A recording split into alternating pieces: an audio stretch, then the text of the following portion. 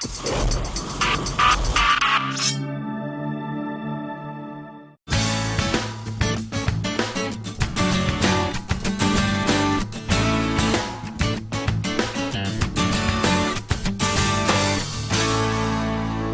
I'm Vic Teslin. An important part of making any type of woodworking project is preparing a surface for finish. A lot of people will reach for a power sander or hand sanding to do this, but the truth is it's a lot quicker to do with a hand plane. The only difficulty with a hand plane is learning how to use one and set it up properly. And that's what we're going to look at today.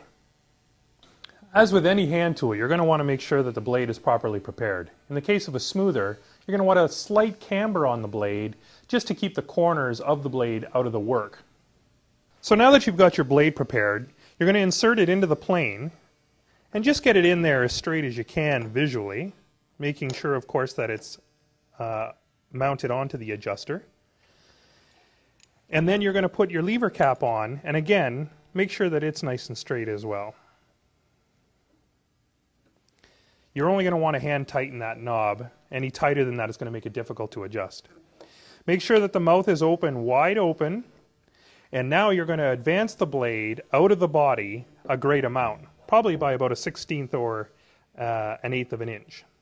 The idea here is that you want to be able to visually see the blade sticking out, and you can make a little bit of an adjustment here by seeing which side of the blade is sticking out further than the other.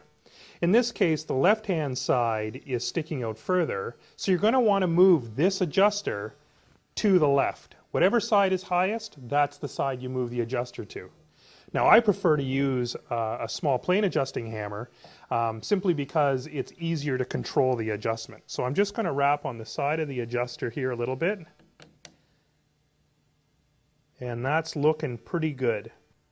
All right, now we have it adjusted coarsely. Now what we're going to do is we're going to back the blade off completely so it's not cutting, and we're going to move over to our piece of wood and we're going to evaluate how it's cutting. This is also going to allow you to set the projection properly.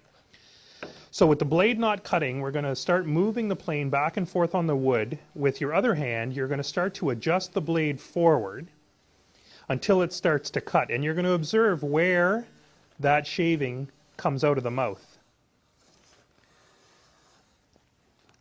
So in this case here, you can see that the shaving is coming on the left-hand side of the mouth, which means that this side is still protruding a little bit too much.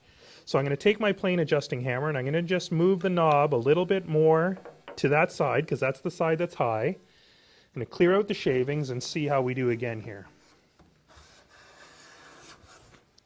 So now we're taking a pretty good wide shaving and it's coming right out of the center.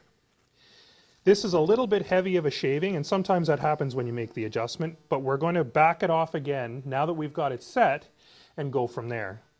At this point, you can close the knob, or pardon me, you can close the mouth with the knob and begin to hand plane. Back the blade off a little bit and start moving until you get that shaving back again. So now we're taking probably less than 1/1000th of an inch off, and we can start planing this board. To plane this board, we're simply going to start on the left-hand side and move our way across to the right, doing overlapping strokes so that we don't get any ridges in the board.